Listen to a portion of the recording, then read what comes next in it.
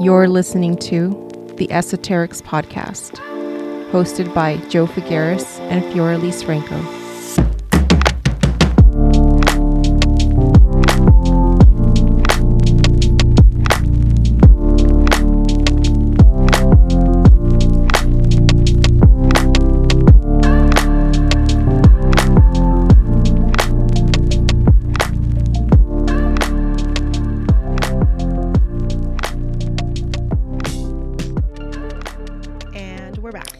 Today, we are going to talk about everyday tips to develop your clairaudience, which is clear hearing.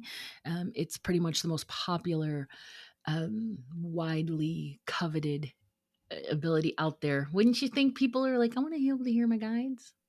Oh yeah, for sure, for sure. And then also with that episode we did when we talked about the ringing in your ears and stuff, this is perfect information.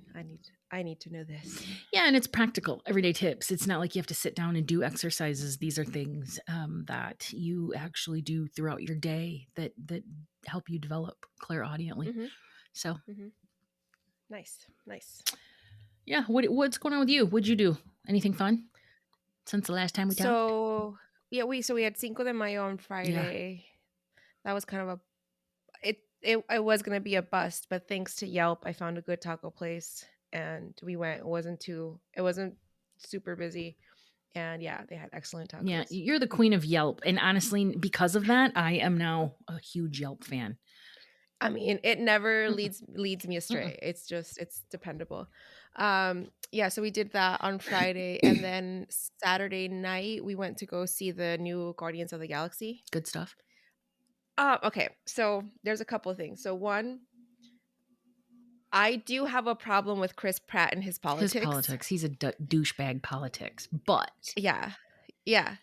But this movie was a lot less. Was not really about no, him. There was obviously some parts about him, but it was mostly about Rocket the raccoon. I was not prepared for the amount of, even though I know they're CGI animals and they're technically not real animals, and warning for kind of spoilers, I guess, maybe skip over like 30 a minute, whatever. There's so much like animal cruelty in this oh, fucking movie. Like I was crying in parts that were not meant to be crying because I was like, that poor bunny. Like it was horrible. They like I won't even describe it to you, but it's awful. Like the things that they did to these animals. Like let's just say that Rocket got like the best option of what could have possibly happened to him, because there was his other animals, his cellmates basically. um yeah, those poor babies. It was so sad. who does this? Who takes our empathic sensibilities and shits them out like that? I couldn't. And then okay, and full disclosure, I did have like an edible before we Well, went to the that was movie, going to be my next question. How high were you? so that was part of it that did not help. But then there's also another part, not a spoiler here, where this whole planet thing is like made out of something that looks like organs or skin, and it was the grossest fucking thing. It was really creeping me out. I was just not prepared for the fucking roller coaster of emotions that I was going to have with this movie. Like I went from sad to grossed out to being kind of annoyed because there's this one character in the movie, I don't even remember he's the golden guy, where I was like, why is this guy even here? He doesn't even like add anything to this movie. My theory is he's probably a principal character in like the comic book, so they felt like they have to include him. But I was like, he didn't add anything to the story. Like he could have just not been there and it would have been fine. Mm-hmm. um Okay. Still a kick-ass soundtrack. Okay. Like Good. Right. as always, like all Guardians of the Galaxy Right. movies, like that is Best what they music. do Yeah. best. The best music. Yeah, so still kept on hard with that. And yeah, I was crying like 50% of the movie. Okay. So do I recommend it? It depends. If you're sensitive to seeing like animals, even if there's CGI animals being tortured, Mhm. I would say you probably should skip it. Okay. All right. Well, thank you, Roger Ebert, because honestly, stuff like I'll wait till it comes out on some streaming service in order to snag it Mhm. up. The only movie that I felt compelled to go to was John Wick and 4, right? Mhm. And then I Oh yeah, was how was it? well, right, I was so excited and it was like, Yeah. just like 2 miles away at the theater, and then I had to put it off because something else came up, and then when I went back to go like 4 days later, it was done. Mhm. And I'm like, God. So then I had to go like Oh. 20 miles away, not that far, but in traveling from North Yeah. Portland to Portland, I'm like, no, I'm not doing it. So I'm just going to wait for it to come out on streaming service. Oh, And okay. the other thing is that I watched a preview of it, and all it was kill, murder, kill, fight, kick, fight. And I'm like, look, I love John Wick. I don't understand why Mhm. anybody fucks with him, because he will fuck you up. And it's all about dying and being beaten in awful ways. But I also want the story, right? How does he wrap this Yeah. whole thing up? So Yes. anyway, so I'm like, I'm gonna just wait, because of course movie tickets here in Portland are like $40. They're not that much, but you know. Yeah. That's a lot. And you got to wrap up the story properly. And I So want the we story. just and yeah, and I want the story. So I just watched I'm pretty sure it was the last episode of Miss Maisel. Yeah. And I won't spoil that for anyone, Mm. because if you haven't watched that show, you have to watch it. It is phenomenal. Just everything from the writing, which obviously that's like the principal part of the show, but the costumes, the the storylines, like everything. And I felt that they wrapped it up beautifully, because they just focused on what was the importance of the show, which was essentially the relationship between Maisel and her manager, another woman. So it's a friendship between two women, and how that changes and evolves and all this stuff. And so that's like really, when it comes down to it, that's the principal relationship of the whole story. And I felt like they did a really good job with it. Nice, Yeah. good. I love that. Good recommendations. I got a recommendation to watch Succession, so I just started it. I'm in like 3 or 4 episodes in season 2, and wow, is it good? And it's all about Yeah. this media mogul family, that sort of mirrors the Murdochs. And yeah, it's good. It is Oh, a okay. good Okay. good series. I'm like, damn, I didn't think I wasn't expecting to like it this much. Mhm. Mhm. So yeah, there's 4 seasons. I get to binge 3 plus Okay. 6 episodes, and then I'm gonna have to wait for the last 5 because they're gonna wrap it up after the 4th season. So I have to wait every week for the last 5, but that's not bad. Mm. Yeah. And I like when a show gives you a warning of, this is the last Yeah, season. Like we're in the middle of watching Barry right now, and we're on that and last season. right, And I know, and it's good because it's wrapping things up. right, That's just nothing sadder when you're in the middle of a yep, show and it gets canceled. yes. It's like there's no closure. No, it's awful. They did that with like Drop Dead Diva from Lifetime, and they did it. There's so many that they did that with. Yeah, yeah. I just watched the series finale of A Million Little Things on Hmm. ABC, and people were like, I'm not going to watch it because it's like an ABC version of This Is Us. I didn't watch This Is Us. I don't care about This Is Us, but A Million Little Things was Hmm. one of the most amazing shows that I have ever watched. It was only 4 seasons, and at the end they wrapped it up really nicely, but like my favorite character on the show did pass away, which is kind of a bummer, but Uh, yeah, anyway, so yeah. yeah. Closure. I need I need closure. closure. So Yeah. that's key. So I had a Lenormand Card reading Oh. this weekend with Deanne, who is a member of our community. She had just mentioned it in the comments, and I was like, I want one. You want to trade? So we're going to trade a reading. I'm going to give her an Akashic reading actually after we record this Oh, nice. today. Okay. And so here's the cool thing. So I didn't even know what Lenormand was. I'm like, what the hell is that? Similar to tarot, Lenormand it uses cards, but they're placed in this sort of grid layout, and you read both vertically and horizontally.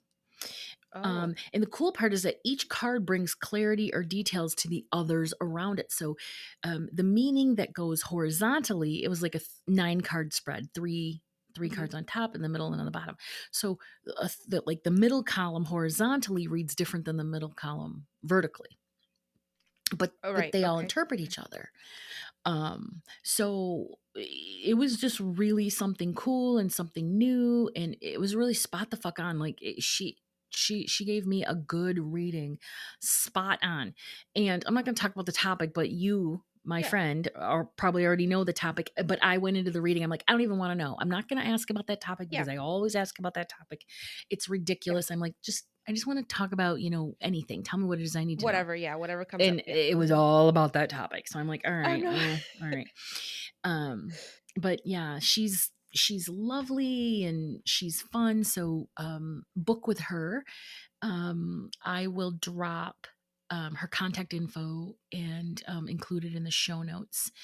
When the episode drops later this week, I want to just verify what she wants, how she wants me to, how she wants that to look like.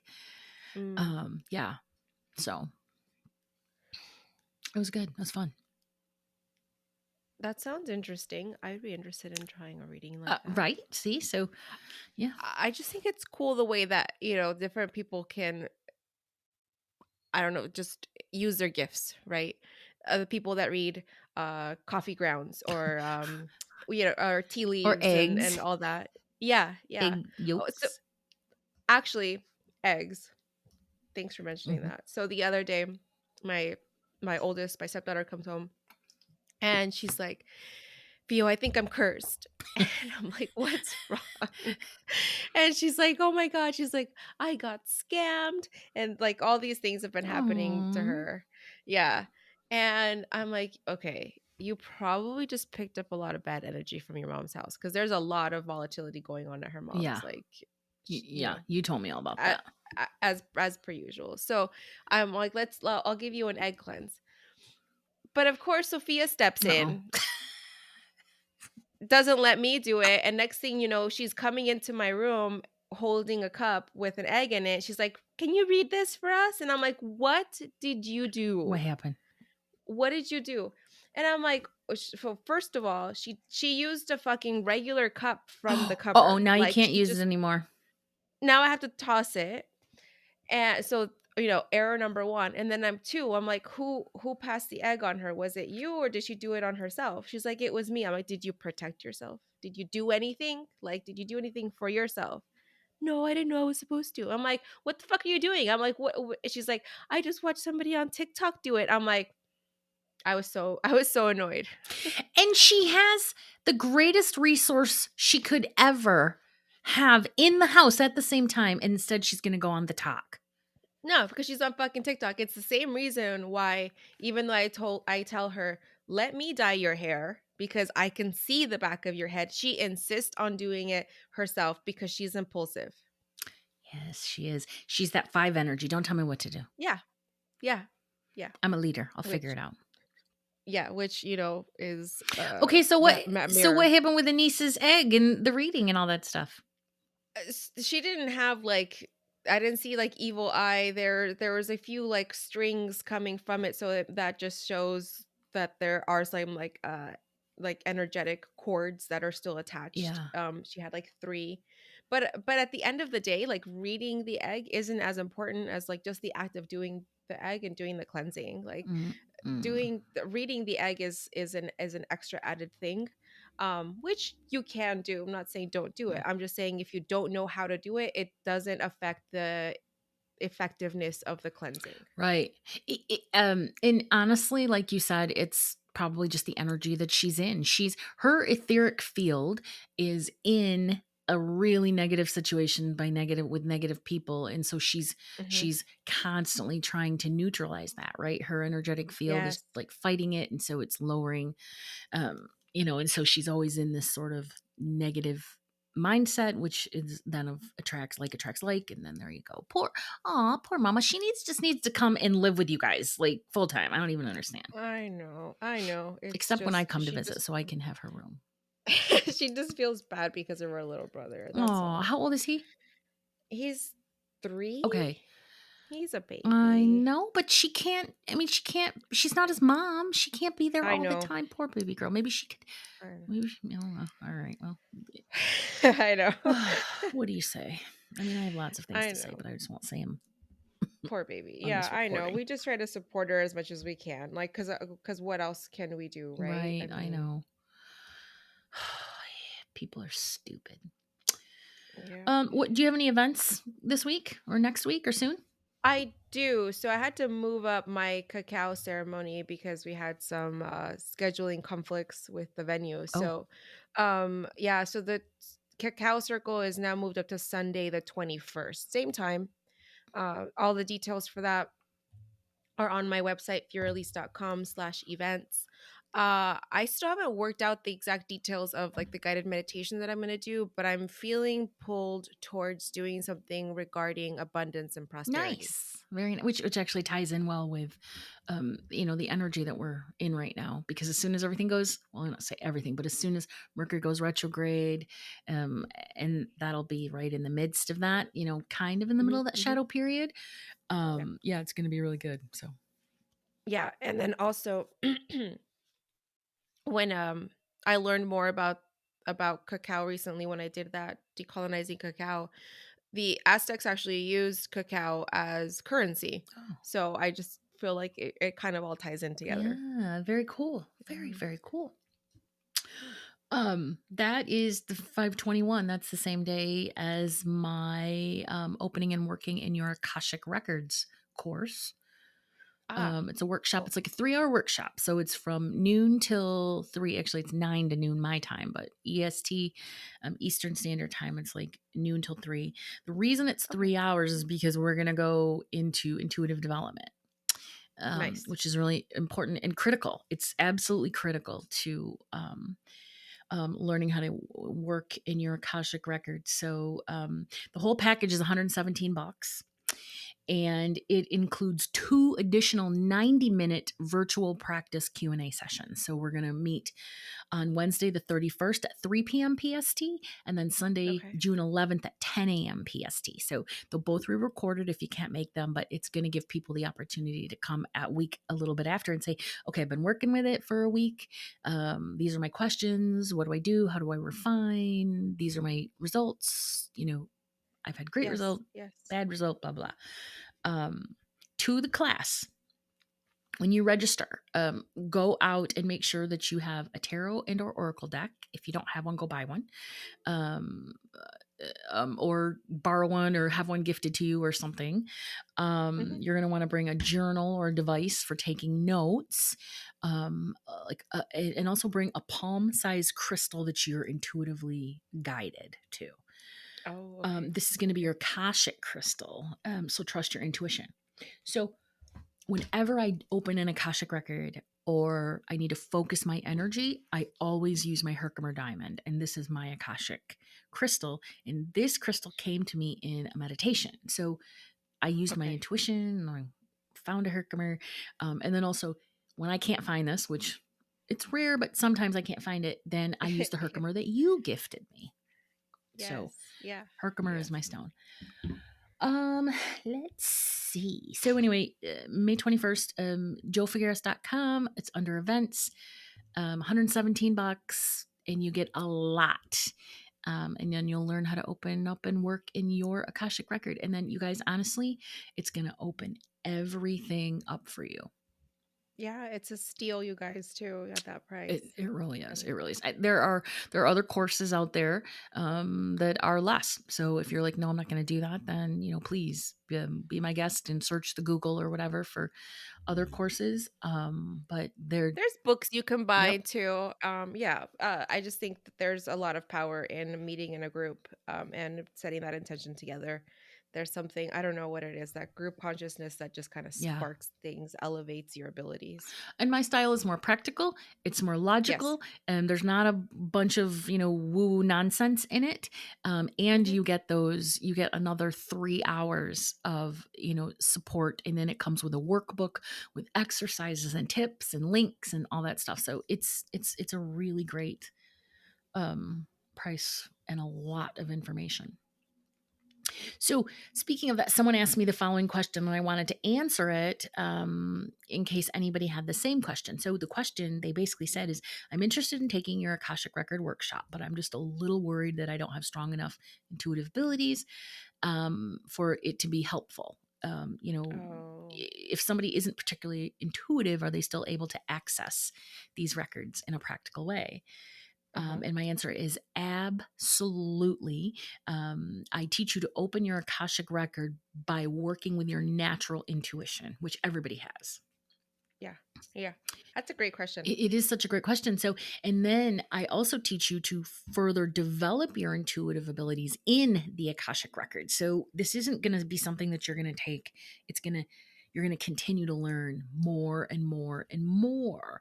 We'll start out with identifying your strongest clear ability, based on your learning style. So this isn't something that you're going to be like, I don't know what that is. Well, let's talk about how you learn. Are you an audient learner, a visual learner? Yeah. I'll then give you exercises and practices to strengthen it even more as you open and work in your record. So teaching an element of intuitive development is critical in this workshop, and it's all included. So yeah, definitely you're a great match for this workshop if you don't consider yourself to be intuitive. Perfect. Awesome. Yeah. Let's see. The only other thing that I have is that I'm reading at Celestial Awakenings in Portland in the hot.The neighborhood, the second Tuesday of every month. I'm reading at Psychic Sister in the Alberta Arts District. I read twice a month. You can go on their website to find those dates. And then I just booked 2 more dates at New Renaissance bookstore on 23rd at the end of May and the beginning of June. So if you're in the Portland, Vancouver area and you want to see me in person, you can book me at one of those venues. Of course, you can always book me virtually from anywhere in the world via my website. Very cool. Yeah. All right. So we're ready to talk about today's topic? Yeah, let's do it. Okay. So I am going to start this episode off with a little bit of a rant. Okay. I'm not going to go all Alex Jones angry on you. But I just have to put it out there that I hate being interrupted by people who have no self-awareness and never apologize for it. It's probably my biggest pet peeve, and it legit pisses me off. And listen, I'm not talking about the person who does it occasionally and then follows up with, I'm sorry to have interrupted you. We all do that. We all do that. It's not even an annoyance. It doesn't even register. Yeah. Dude, I'm talking about the person who does it constantly. Whose attention is everywhere but on you while you're answering a question that they just asked you. Yeah, it's like they never even care what your answer is or listening to you in the first place. I wonder where that comes from. I feel like it's like a lack of social skills. Right. And this is also the person who will have like a side conversation with some other person that's with you about stupid shit. You know what I mean? That doesn't have anything to do with the question they just asked you and you're not able to answer. So yeah, but you're right. It's this person is not present, and instead of they're looking around the room while you're answering, you're talking to them, or they interrupt you mid goddamn stream by talking over you. You know who these people are. Yes. So, you know what? Let me ask you, what are your involuntary tells when you're pissed? Oh, my face. Okay. Any other? I mean, this is just from what I know, what I've been told from other people. Like, I know that my face is like the giveaway. Yeah. Like, it's just a number one thing. Like, people are like, oh, like, I'm mad. I could tell you were mad. Like, I looked at you and I could tell you were mad. Yeah. I get quiet. Do you? I'll get quiet. Go like within. if I'm and I think that's, and then but if I feel like it requires me to say something, then it'll be some snarky comment that's pretty loud, so that this person could hear me. So the face, and then you're quiet, and then you'll make a snarky comment, and then it's like Depends on, "Oh, yeah, I'm and it pissed." obviously depends on the situation, but yes, yeah, that's generally how it goes. Yeah, mine is my face as well. I do not hold. I don't have a poker face at all. Yeah, But I have this involuntary thing that I do, and I don't, and it's involuntary, so I don't realize that I'm doing it until it's out already, and I will Yeah. make a noise. I'll be like, or I'll be like, Oh, mostly it's that. Like I verbally, if somebody's pissing me off or they interrupt me, I'll be like, but then I'm like, well, yeah, that's what you yes. fucking get. Now you know I'm pissed. Anyway, so back to this whole thing. So I've seen the memes. You've seen them. We've all seen them that excuse socially awkward interrupters. Okay, with this justification that they're so excited to say what's on their mind that they just can't help it because interruptions just burst out of their mouth. Sure, maybe, but it's not someone. That's not someone who does it all the time. Thank you, right? Okay, but also fuck that meme. No, that meme justifies self-awareness bypassing and it excuses shit communication and listening skills. I'm Yeah. not talking about what you're talking. I'm not talking about people on the spectrum. Those are the people well, those are I guess those would be two different people. Or like, yeah, neurodivergent, which I think I'm definitely on that spectrum. Yeah. Right. So I'm not talking about those people. And I can't even say, you know who you are. You can't even say that because these people don't know, which makes it even worse. Right. So there is a niche, but they are out there. And now granted, their stuff is based in triggers and wounding. Look, I get it because my being triggered by these people and legitimately triggered is also my wounding. And I'll talk about that in a minute. Like why? All right, but the whole point is that interrupting is fucking rude. I told you it was going to be a rant. and it sends the message that what one person has to say is more important than understanding what the other person is trying to communicate, right? Yeah. These people are simply hearing you, but they're not listening to you until they're hearing you until they can break in, but they're not listening to you. Yeah, they're waiting to respond. Yes. So you might be thinking, but Jo, shouldn't we have compassion and grace for the clueless? And granted, I have a Leo moon, so I'm not actually wired to be down with people like that. They get approximately 2 chances before we're done professionally and socially for good. I'm not kidding. Like, I am so not empathetic with that. I'm like, no, we're done. In that way. Yeah, we're out. We're out. Okay, but here's the thing. I also can't blame anyone but myself if I continue to interact with them with the expectation that my boundaries are going to be respected. That's on me.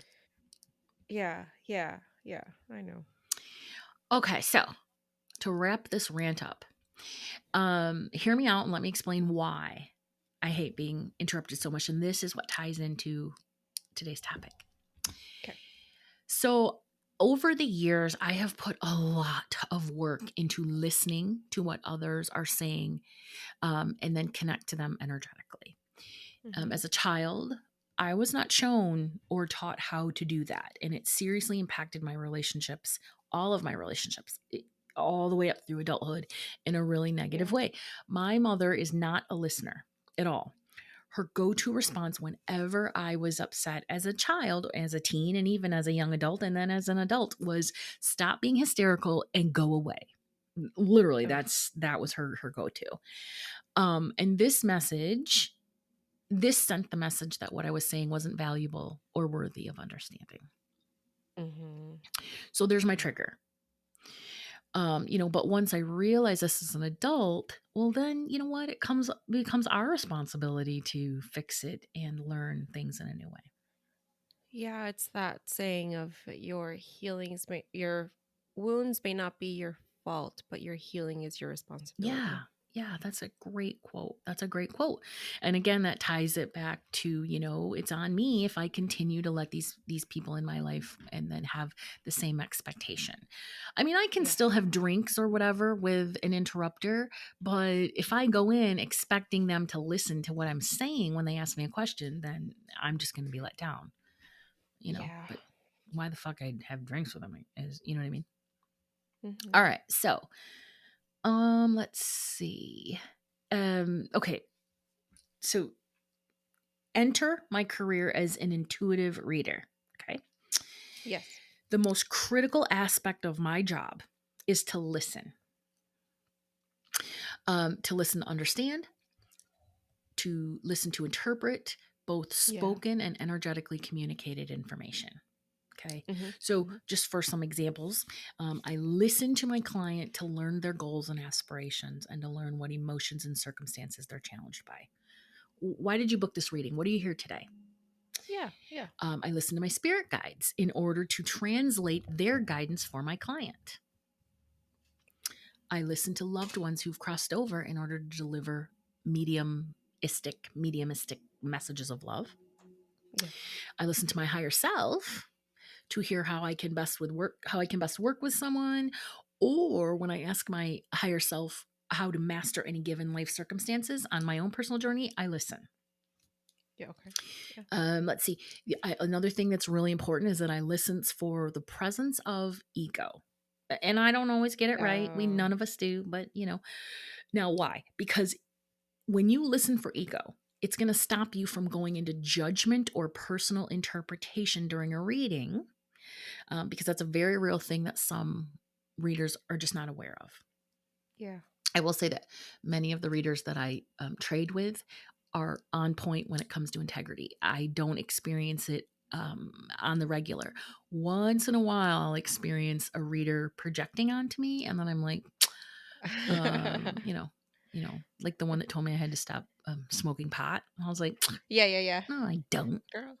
It's not Girl. like I'm a burnout or a burnout. That was a 90s, such an 80s, 90s term. It's just, plant meds. I use plant medicines. I use them intentionally, and I use them recreationally very infrequently. Yeah. All right. Let's see. And then the last one is I listen with my clairsentient abilities to feel any shifts taking place within an energetic exchange between me and somebody else. It's, calling reading the room. Okay. Yeah. Yeah. So honestly, I am listening all the time for every nuance in every word in every moment. And when I'm reading you or we're working together, I give you my undivided attention and energy. Yeah. So anyway, that's my dislike of being interrupted as well as being a trigger, but it's also based in being a channel. Now, this is why, okay? And if you're a channel, you can totally relate to this. Maybe not in the exact same way, but you'll be like, yeah. So I don't have a lot of rules regarding my readings. Ask questions, all that stuff. They're very fun and loosey-goosey. But I do have one rule, and it's like, if I'm talking, it means information is coming into me and I'm channeling it and interpreting it for you. Yeah. That's a lot of energy that's flowing through me, a ton. So to be interrupted literally feels like getting hit by a Mack truck. It's like, bam. And then I feel all discombobulated.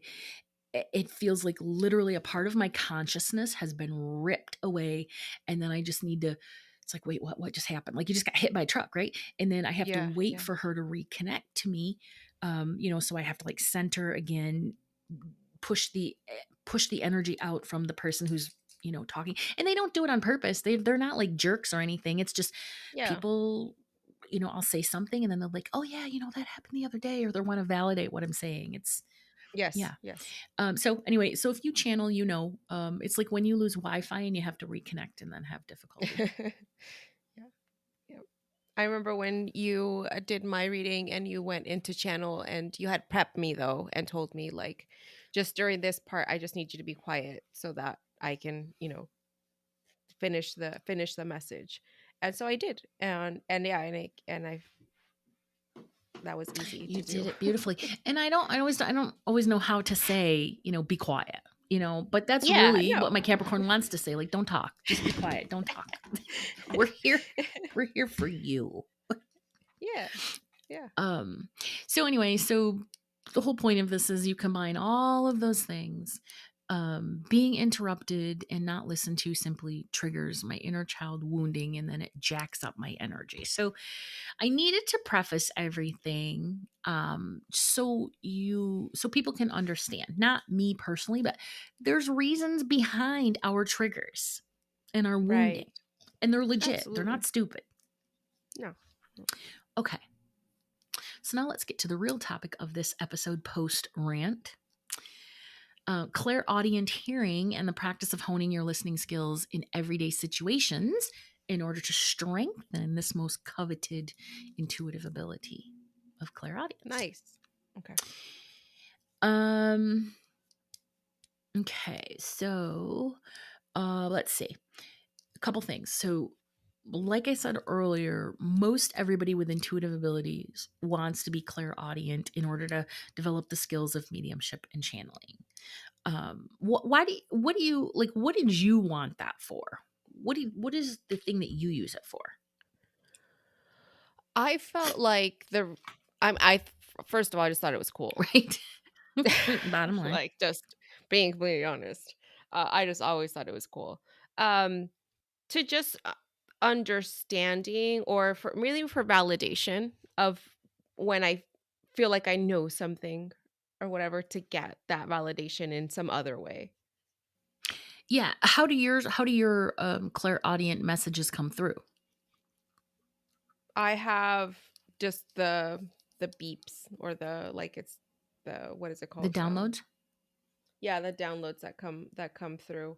Um I also will get, like, it sounds like when someone I'm not gonna do it, but when someone, like, taps a microphone and Yeah. it goes pop pop pop like that. Yeah. Ah, shut up. That's cool. Yeah. Yeah. It hurts sometimes, so. Do you hear words, phrases? Like, do you hear communication, like conversational communication with your inner hearing? No, I No. don't hear, like, actually hear. No. Mm-mm. Do you hear it in your own thoughts or words? Like Yes. phrases? Okay, so that's what it Yeah. is. Like, I think people think that clairaudience is you're hearing a voice of like Jesus, right? Like that stupid Moses Yes. movie, Jesus, come over the mountain or whatever the hell he was saying. That's Yes. not how it is. Like, you hear it in your own thought. You hear it in your own voice and your own thought. These words just pop in. For me, they just sort of, it's like they, how the term sliding into someone's DMs. Well, Yes. for me, the Mhm. phrases slide into my right ear, into my Mhm. brain, and then they come out my mouth. Yeah. Yeah. Yeah. So It's hard for me to, like, discern, like, whether I'm hearing it or if I'm thinking it. right. That's why clairaudience is so hard for some people. But hearing it, thinking it, if it's inside your head, it's a Mhm. clairaudient thought or ability. And we're going to talk about Okay. the difference between well, maybe we won't. I forgot, because I'm also writing the workbook for the Akashic class, and so I might be Oh, getting yes. my brain stuff mixed up. All right, so clairaudience is also linked to the throat chakra. So if you can listen clearly, chances are you're able to speak clearly. Yeah. Okay. All right, so basically at the most basic level, clairaudience is developed by listening to ourselves and then trusting the messages. And that's where people struggle, right? Yes. Okay, so how do you know when you're accessing this ability, right? Fioraliz and I just talked about like how we access it, but how do you know? Because sometimes people can feel it coming from their inner ear, but it can also appear as a thought, right? Like we just said. Yes. Yes. So then I would ask you, do you hear voices when you fall asleep or as you fall asleep? I don't. No. I have heard it Yes. before, and that was, like, one time that I can, like, honestly remember in my life. There might be a couple other Yep. times before that, but I wasn't, like, super open to it. But yeah, it was Yeah. yeah. I had that voice that was like, "Oh, what did it say? Oh, you're not ready for that?" I was like, Oh, shut up. I heard my name. I don't hear it anymore because now when I first wake up, my guides, I don't know what they're thinking, but they send me the most profound phrases and visions, and then I forget them like 3 seconds later. So it's not really doing me any good. But when when I was first starting, or when I was a little girl, I would hear clapping, Ah. right in my ear. And then I would Uh-huh. also hear Joanna. Huh. Which I thought was rude, honestly, the clapping and the Joanna-ing. Because it wasn't like Joanna, right? Joanna. Yeah. Yeah. What the Oh, fuck? and I have heard when my dad, right after my dad had passed, I heard him whistling. I heard him Yay. knock on the door, like knock on the Yeah. glass. So yeah, with him, like obviously his signs are going to be a lot stronger. Yeah, I mean, they really are. It's very unique. And spirit, I always say this, but they take the path of least resistance to get your attention. So maybe you hear Yeah. voices as you fall asleep, and you don't have to hear them all the time in order for you to Mhm. experience these. Mhm. Maybe you hear when you say you'll notice that I do this a lot. I'll say when I'm talking or when I'm listening, I'll say I hear, or what I'm hearing is you say, blah blah blah. Yes. Oh, getting a song stuck in your head. Yeah, Sam does this a lot. Sam the psychic. Yes. She says that's how she gets like a lot of messages, I think, Yes. from her guides is songs. Yes. They'll send her songs. Yes. I will think in songs all the time. Mm. They'll pop up very clever, actually, very witty. And I know that that's my guide, Adam. Huh. When you hear your name being called as you fall asleep, that's one we talked about. Hearing that light buzzing or ringing in your ears, downloads, that's clairaudience. You're hearing it. So think about how you're hearing it. You are hearing it externally, but are you? Because nobody else can hear it. Right, Right? right. So that's how Yeah. clairaudience comes through.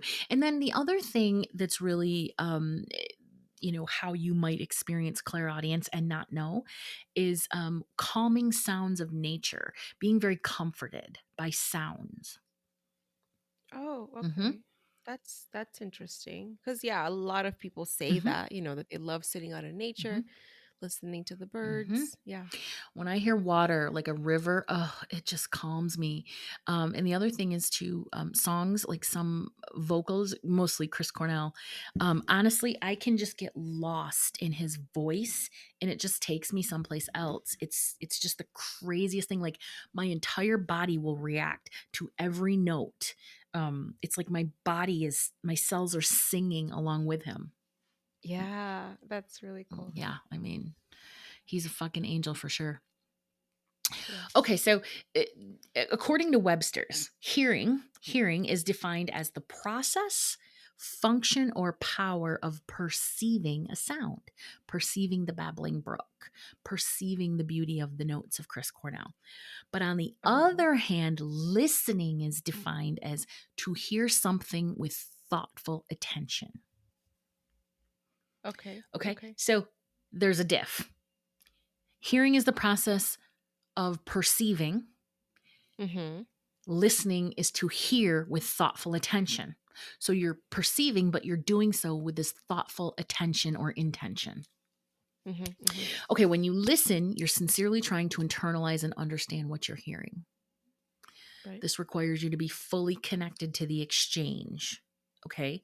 You're not fucking talking to other people and your eyes are not going everywhere but on the person that you're talking to.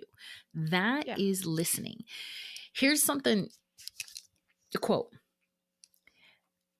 The level at which we listen directly depends on how much we value the person speaking or the topic they are speaking on. Yeah, I'm going to for say sure. that again. The level at which we listen directly depends on how much we value the person speaking or the topic that they are speaking about. Yes. So the more that I value and enjoy the subject matter that we're talking about, the more engrossed I am. And that value, that being engrossed and engaged, is what limits distracting thoughts from entering our mind. Mm-hmm. So, if you're not feeling heard from somebody else, chances are you're also not feeling valued by that person. So there's some shadow there that needs to pop into play. Yeah. Yeah. I can see. And then the question becomes, why spend any more time engaged with the connection if you don't have to, right? Okay, so anyway, Right. blah, blah, blah. But because this is why. Because remember, because sometimes you have to engage with these people, right? Like if it's a coworker. Right. Sometimes they're people you work with. Yeah, exactly. Yes. Exactly. Okay. Yep. But you have to change your expectations about getting your needs met or have conversations or whatever. But the other person, that's not your shadow to heal. It's theirs. That's their shit. So that's why we can't look for value and validation from other people that we just can't get it from, because what does that do? We then internalize shit that's not ours in the first place. Yeah, exactly. Yes. All right, so I promise I'm moving on from that, but it is all tied together, because again, listening is developing your clairaudience, and you have to understand that listening is a skill that needs to be developed. Yeah. Okay, so everyday practical development of your clairaudience. What does that look like? I mean, it's not about sitting down and lighting candles and doing these psychic or intuitive exercises. It's really, really practical. Because to master the art of clairaudience, it takes skill in both hearing and listening. Okay. But here's the thing, because this is the sort of people, we don't really listen to ourselves. We don't trust ourselves. When we have a problem, right, we go over the problem in our heads over and over, but we don't think to ask for, the solution from our guides or our higher self or meditation. Yeah. How many people actually go inward and listen for the answer? Yeah. It's rare. It's like not many. And it's not a criticism. It's just that we don't think about that. It's not something we're programmed to do. Right. Especially not like socially or, from like being children and stuff. Right. We were not taught that by, our parents or our, childhood caregivers. So, really developing your clairaudience, it looks like the practice of asking your intuition questions like, hey, intuition, what is the best way forward with this? And then taking the time to stop to listen to your inner response, because as that further develops and we begin to trust our intuition, we will start to hear more subtle nuances in the sounds around us. We begin to hear with more clarity. We're able to tell if someone is not speaking their truth. Along with those, your other clair abilities, like your claircognizance or your clairsentience, picks up. We know when somebody's hiding something. We're sensing emotions such as nervousness, fear, excitement, and then we're also sensing shifts in energy. So these are all tied together. They're just learning a very practical life skill, which then also helps you develop your intuitive skills. When my clairaudience started to deepen, my external hearing became a lot more sensitive. And I began to hear music, like we just talked about, in a different way. Like I would feel it in my body. I also have a super low tolerance for anything obnoxious. No obnoxious repetition sounds. I can't do it. The electronic music that they have. What's it called? Tetro, like techno. EDM? Techno. Yeah, okay. EDM, techno. It's awful. Yeah, like I know some people like really jam with it, but it's just, I just can't. No, I don't. It's so repetitive. It actually puts me to sleep. Right, it gives me a stroke. Not technically, but yeah. This is how we're getting older.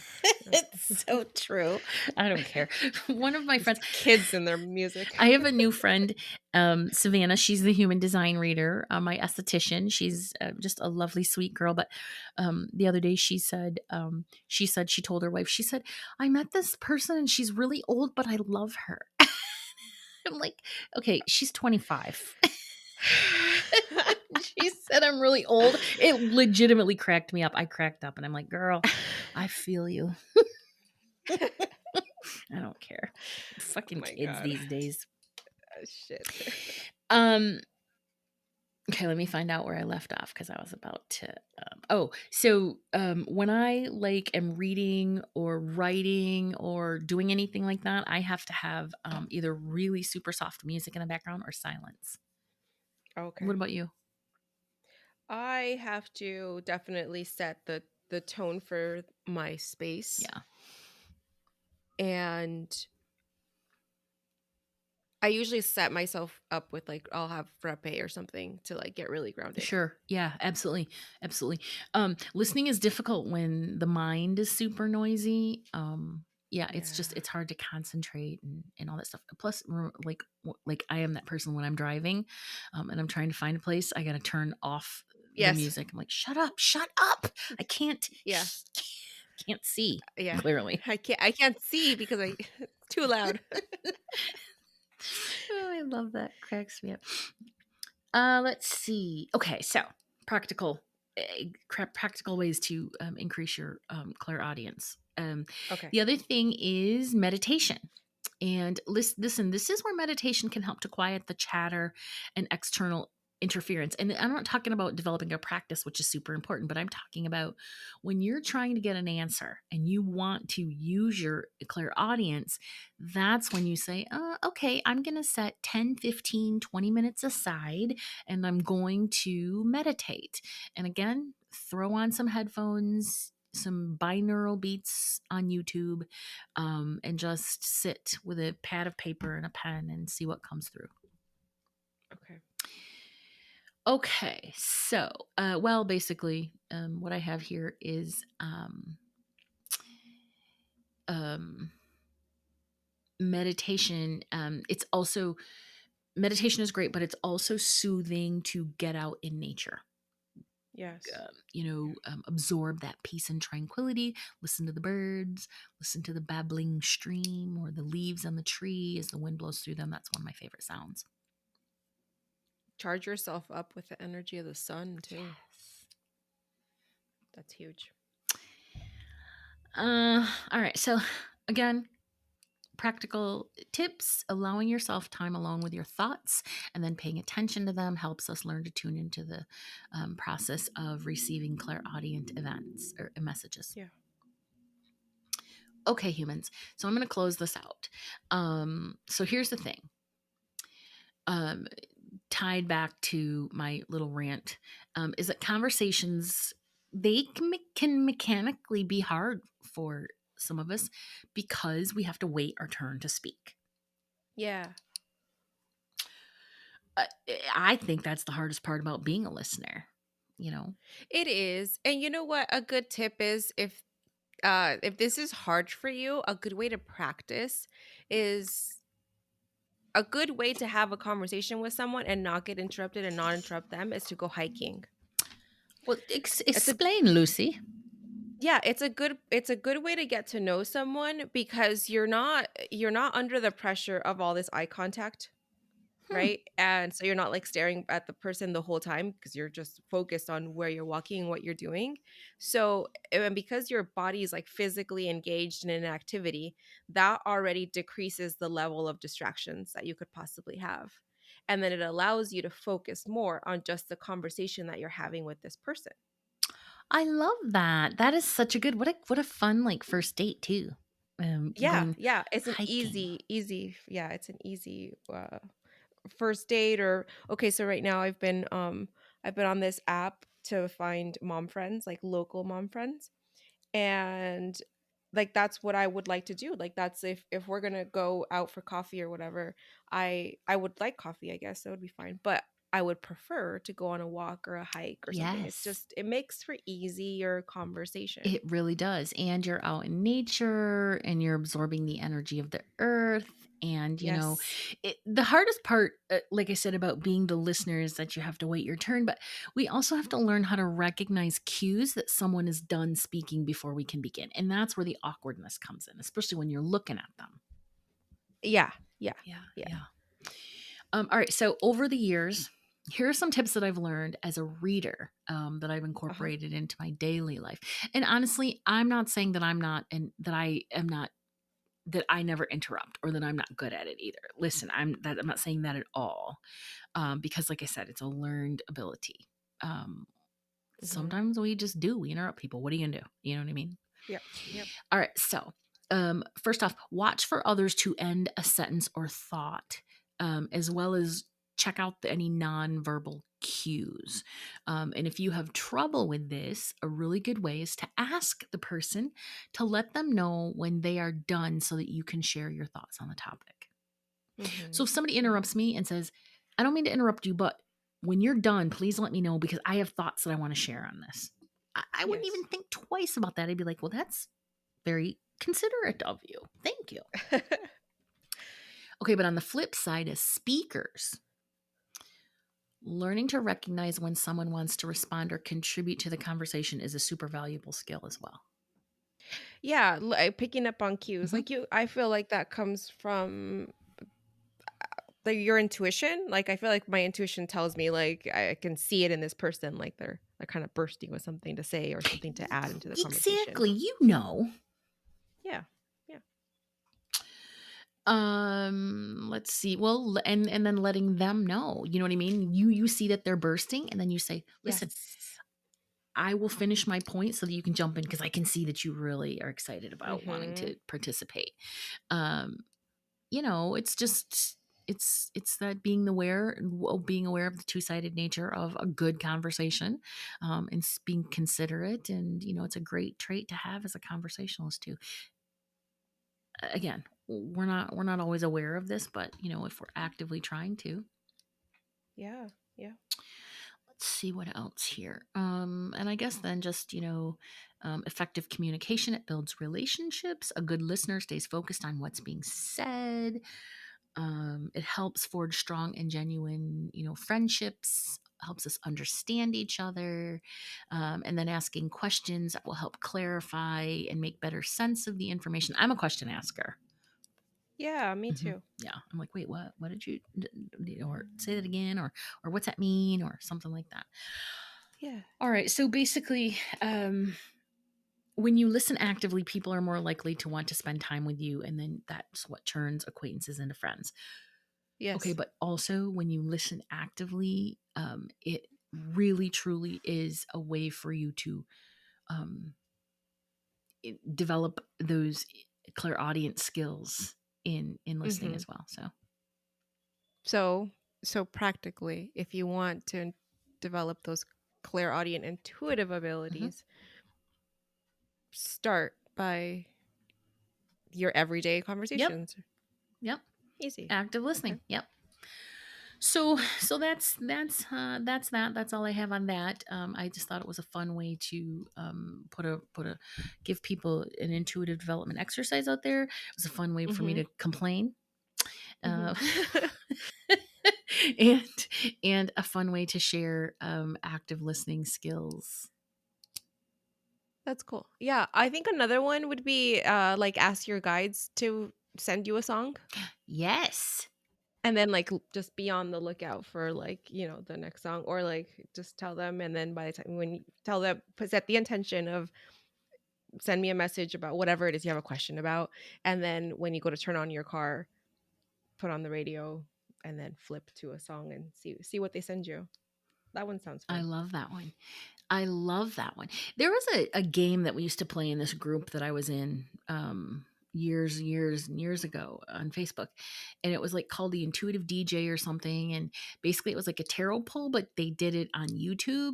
And Uh-huh. now, I mean, I don't even know how they did it. So I couldn't even imagine how to replicate that. But I'm telling you, every time, you just say, do you want a song? And then they would send you a song. The person that was doing it, the reader, Oh, would send oh, you lyrics. It was awesome and spot that's cool. on. Huh. Yep. That's very cool. Yep. Yeah. I like messages through Me songs too. because I've always been the person that pays attention to the lyrics of a Yep. song. Which is why where sometimes I'm like, are you hearing what this song is saying? Mm-hmm. Mm-hmm. Because a lot of people don't, right? I don't hear, No. cuss words and, victimization of women and, in rap. I mean, I love. Yeah, or like okay, just something as simple as that song by Jewel, the that people used for their wedding. Oh, which one? What are you Uh talking the about? one that says I was meant for you and Oh you were yeah, meant for you me. And that's all they hear. That's all right, they but that hear. song is about a breakup. Yeah, that song is about a breakup and it's like why are you just you're not listening to the whole Mm-mm, song. no, that actually makes a good point. So I am a huge, like, everything written by and sung by Van Morrison is, it feels Oh like it yeah. was written for me. right? I fucking love Van Morrison. And every time I hear a new song and like a couple of like the lyrics or what's it called? What's the one that you, not the lyrics, but the chorus, The chorus. and I'm like, that hits. And then I Yes. always look up the lyrics because if the whole song doesn't hit, then I'm Yeah. like, no, we're not gonna. Yeah. And that's like normally why I didn't ever really care for most pop music, because most pop music was just like, okay, for example, like Hit Me Baby One More Time. Like, what the fuck is she talking about? Right. Like, What is she being what? asked to be hit with? Right? I don't like, it doesn't make any sense. Mm-mm. And that's like most pop music. Like most pop music is like, what are you even fucking talking about? Katy Perry songs. Katy Perry songs like, I'm sorry if you like Katy Perry. I just like I Black just don't. Horse. Doesn't she sing Black Horse? Yeah, Yes, yes, that's she my does. favorite And Katy even Perry that song. song, but also what are you talking about? Well, you have to read the chorus because the chorus is all about being a badass. The chorus is about, look, bitch, I am this unique being and you are lucky to have me. And if I Right, want you, okay. I will get you, Yes. right? Okay. Yeah. Okay. See, and that's fine. So that one's okay. But like, and like there's like the one about the California girls or whatever, which, being a California girl, I'm like, I did not consent for this fucking song. Right. No, do you also have beef with the Beach Boys? No, they did it. It was fine. They're fine. Whatever. I'm not insulted by that. Even though that one, it's a little misogynistic. Doesn't really stand up to the test of time. But for the time, I can honor it for the time that it came out. Mhm. Whatever. It was fun. But yeah.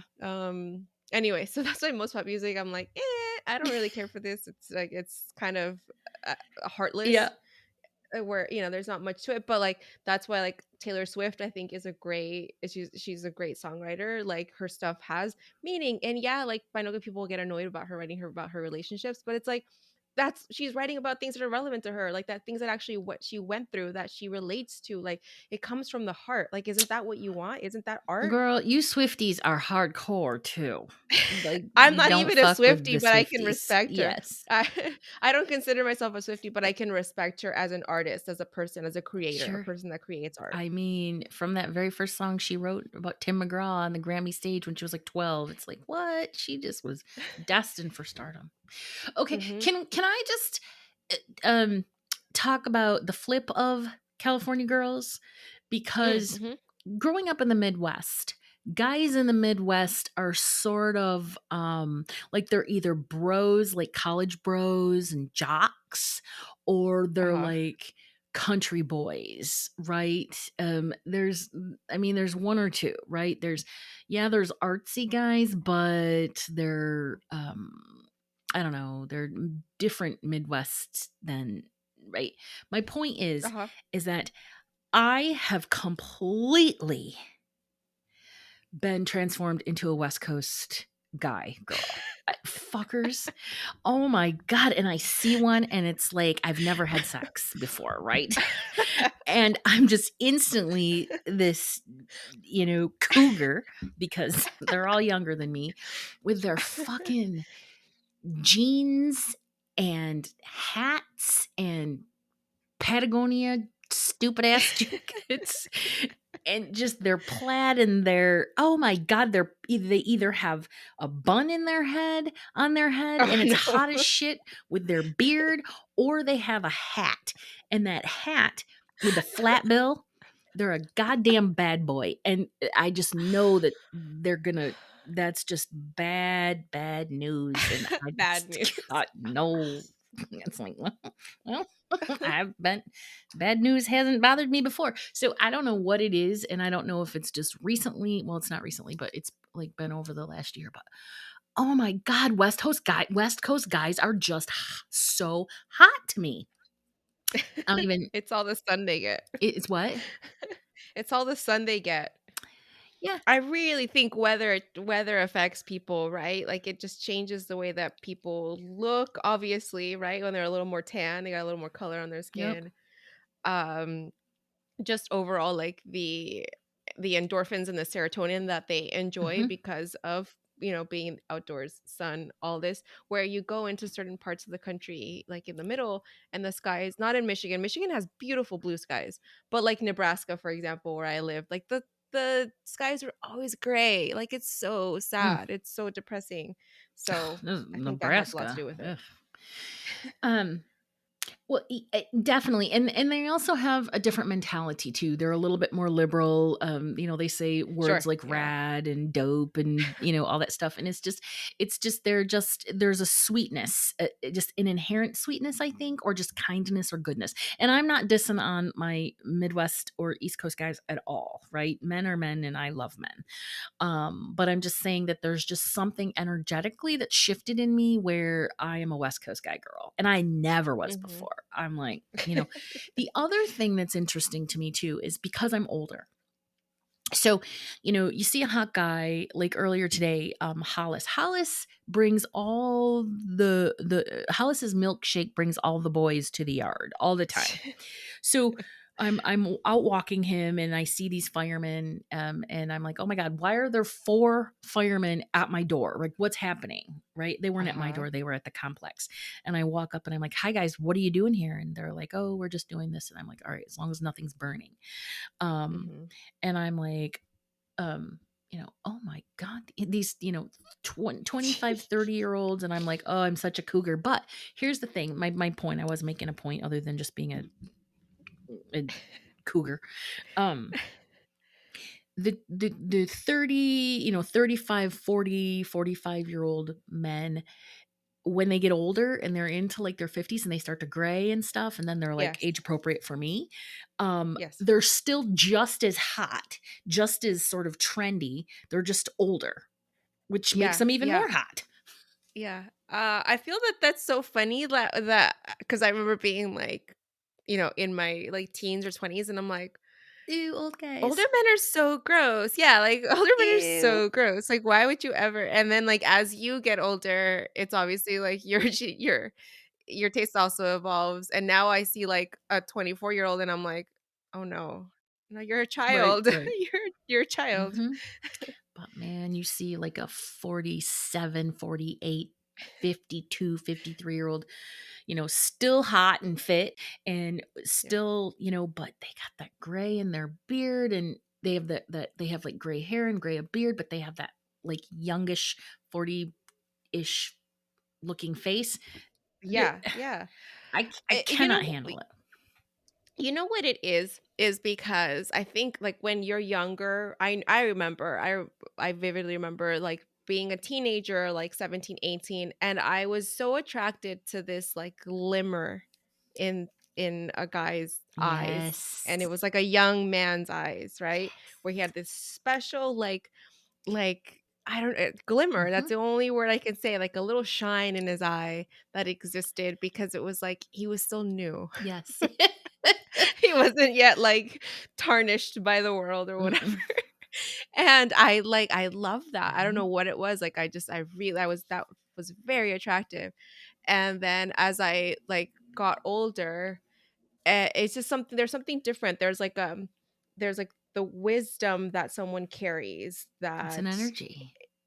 also ages them in a way, but not in a bad way, Mm-mm. like in a good Mhm. like ripened, like they've been ripened by the world. Yeah, yes. And yeah, and that makes for like people interesting people that you want to spend time It with. does. It's an energy thing. And I'm not it's hard because men do age. Society allows them to age and turn into these silver foxes, right? Whereas women, Right. are supposed to stay. I mean, there's a lot more challenges with women. I just saw a picture of Meg Ryan, and she's got all these fucking fillers in her face, like Courtney Cox did, who's like off Hmm. the fillers now. But women, they inject these fillers into their face, and they don't. It's just a little bit at a time, but eventually over the course of like a year or so, then they look like, they, they have these really super plastic looking faces and they look awful. Or it's just that women are so like okay that this came up recently. It's because women hold more quote unquote hold more value as they are younger, Yes. and especially in a patriarchal Yep. society, Yep. right? They're seen as they have this special value because they're younger, because they can bear children, et cetera, et Yep. cetera. And then it's like the older past 35 that you look when, when you're quote Past the unquote child childbearing. rearing Yep. days. Yeah, exactly. Past the normal child. And I don't say normal, I guess No, I I know would what you say mean though. common child rearing age. Standard.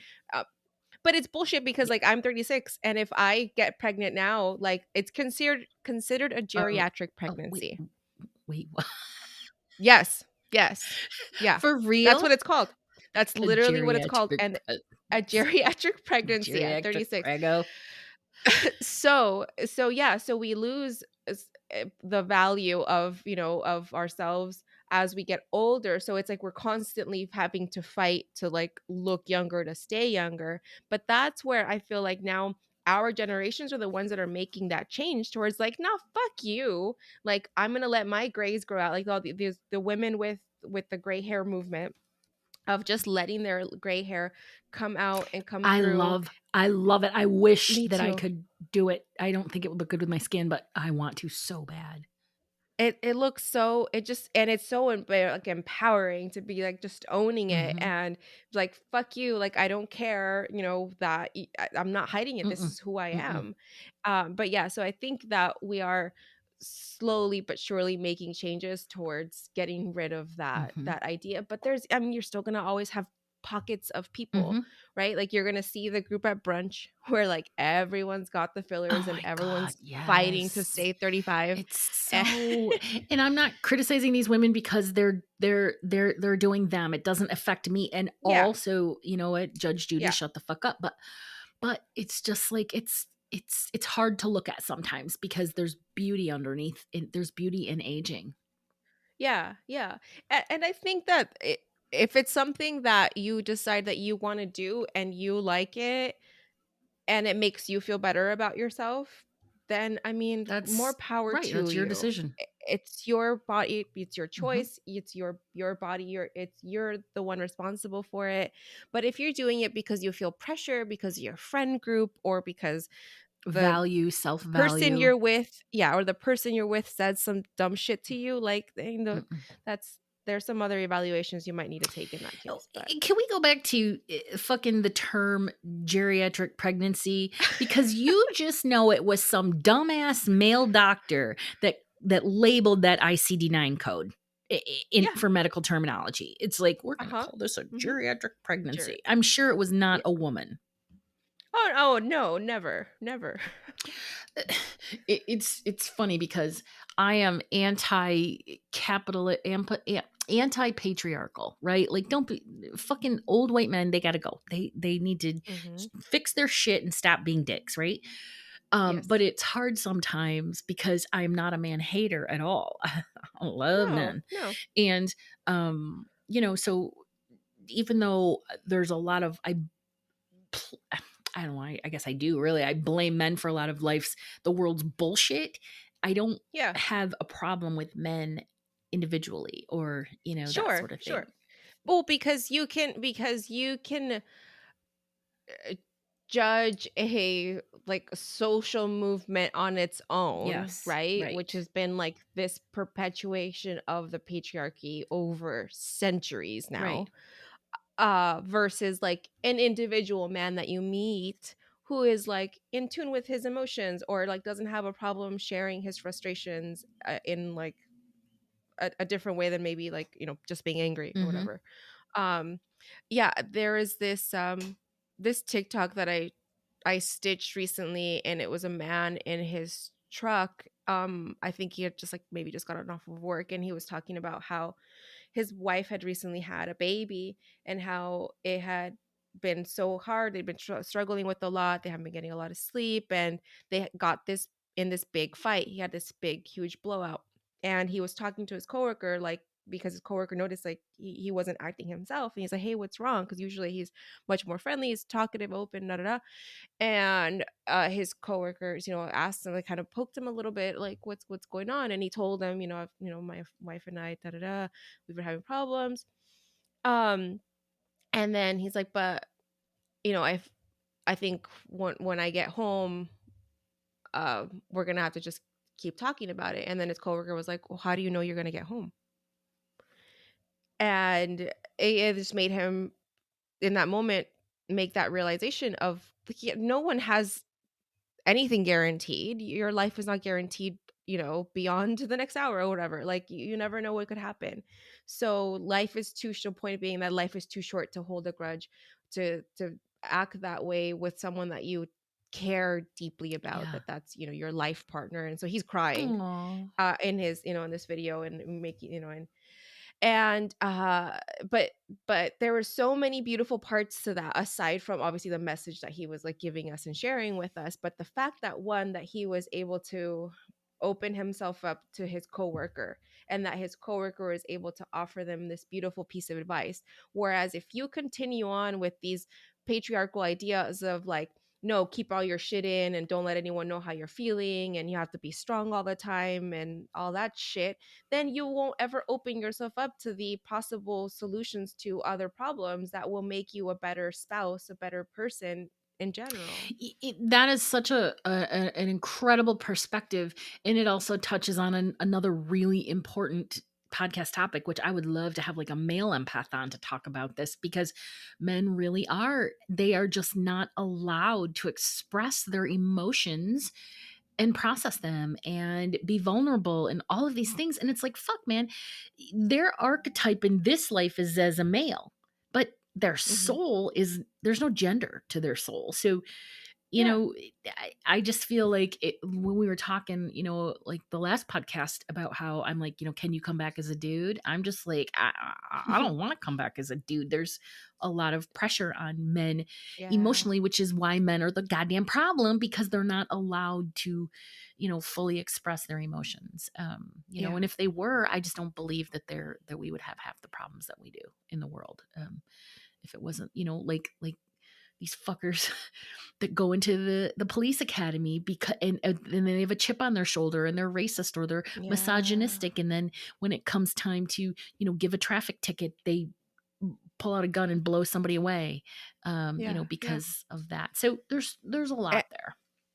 and these mass shootings that we're Oh my seeing, god, like, another uh, one. and unfortunately, like, they're always They're men. Like, always men. Yes. there's been a couple where it's a man and a woman, Hmm. but for the most part, they're They're always always men. men. And and let's put, like, the race aside and all, because it's turning out to starting to get Diverse. a little bit more Yep, mixed there's of diverse. black Yeah. men, there's Mexican men, or Hispanic, Yes, Latino. Yeah. it's all over. But the one thing they have in common is men, and then there's obviously very clearly something going on with them mentally that they're not getting the support for Yes. socially. Yes. Socially, medically, like, they're not getting the care that they need, and this is what they turn to.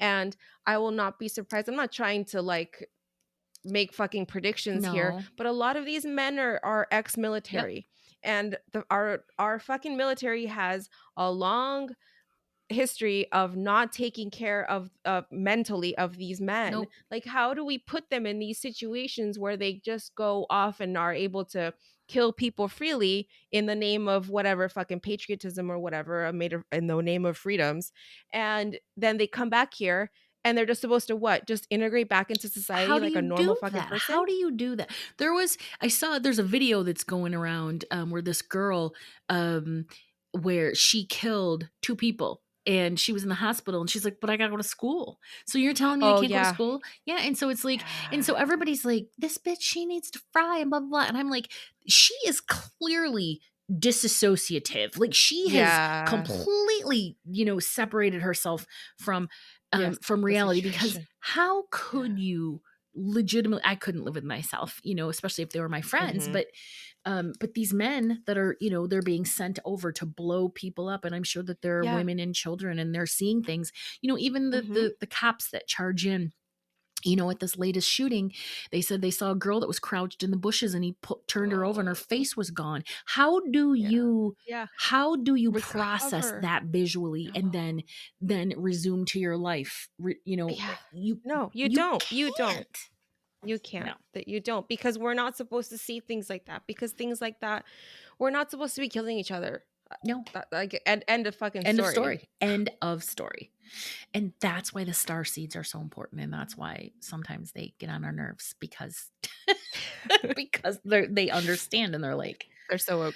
Yeah, they're so awakened. yes, and they're like, Yeah. what the fuck are y'all doing? So Fee and I don't have the answers for everybody, but we certainly do like to have lively conversations about shit that's all Yeah. shit. And speaking of starseeds, to end on a higher Yes, note, high note. there was this really pretty story of this girl who's talking about, she's like, I think I just had my inner child healed by this young girl. And she said, she's like, when basically her growing up, she just had no sense of style. And one day her mom had finally let her wear makeup, and she was like in middle school, and so she like poorly put on like her makeup, whatever, but she tried her best, Aw. and she put on her makeup, put on her foundation, powder, her blush, and then some red lipstick. Nice. And she called her roommate that she lived Yeah. with. So I don't know if maybe it was like a stepsister or I don't know what the situation was. Maybe she was a foster sister. I don't know. Anyway, but she called her roommate, who also went to school with her. And I guess this other girl um at some point of the day came, took a towel, licked it, or like spit in it, or I don't know what she did, and then she rubbed it across her face and wiped all her makeup off onto her face, the girl who was telling the story. And it was just like the most awful thing that happened to her. And What the fuck? I don't know, man, people are so fucking awful to each other. Anyway, so she's standing, I think maybe a Sephora, it might have been, and she sees this young girl about that age that she was, about 14, and she's just wearing just the cutest little outfit, like just and her makeup's so perfect and it matches, like it's all like a thing. She's got like, she's just so cute. And so she goes over to her, and she's like, I just need to tell you that you look so nice, and I love your style, and I wish I'd had a style like like you do. And she's like, oh, thank you, like I want to go into fashion and makeup, and this is what I want to do. And she just lights up. She just sees this little girl like light up. Yeah, that someone recognizes, She saw this. her light. Yes. And so she asked her, so this woman asked her, she's like, do you have just like one tip for me, like anything for me? She's like, and she kind of stops and she kind of looks at her. She's like, see, the color you're wearing doesn't really fit your skin tone. She's like, I would dress you in jewel tones. And then the girl's mom comes over, and you can tell she's kind of annoyed, like she's kind of like, oh, we got kind of places to be or whatever. And she tells her, she's like, your daughter is just like, so she, she's so cute, she's so inspirational. And the mom just kind of brushes it off or whatever. But she said in that moment she just felt like this little girl just, she'd been seen, like she saw her, and that part of her healed her. Yes. And I was like, that girl is a starseed. Yes. That's what starseeds do. That's what starseeds do. They recognize the light in others. And everybody has that light. Everybody does, but starseeds just have this special gift for recognizing it. You can recognize a starseed. Just look into their eyes and let your gut, and you'll hear. That's how I do. I just look at them. I'm an eye person. I have to look into somebody's eyes, and then that's what I see, how I see their, I don't know, their soul, I guess is what you would say. But then I hear a word, and every time I see a starseed, that's what I hear, starseed. Yeah. I love that story. That is amazing. It was sweet. I wish we all could see the light in others. Me too. All right. Well, friends, that means it's time to say goodbye. If you enjoyed today's episode, please share on your stories, subscribe, and leave us a review. This helps our podcast grow and bring you these weekly episodes. Thank you so much for hanging out with us today, our beautiful friends. Stay mystical, magical, and you know the drill. Don't let anyone tell you what to do, even when they tell you to shut the fuck up and listen, but you really should if you want to develop your clairaudience. Bye. Bye.